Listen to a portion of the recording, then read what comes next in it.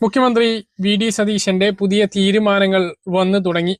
Pilot വാഹനവും escort വാഹനവും മാത്രം മതി, മറ്റ് വാഹനങ്ങളുടെ സുരക്ഷ വേണ്ട എന്നും മറ്റ് അകമ്പടികളൊന്നും വേണ്ട എന്ന് വി.ഡി. സതീശൻ വ്യക്തമാക്കിയിട്ടുണ്ട്. നിലവിൽ മുഖ്യമന്ത്രി ഉപയോഗിച്ചിരുന്ന കറുപ്പ് കാർ പോലീസിന് കൈമാറിയിട്ടുണ്ട്.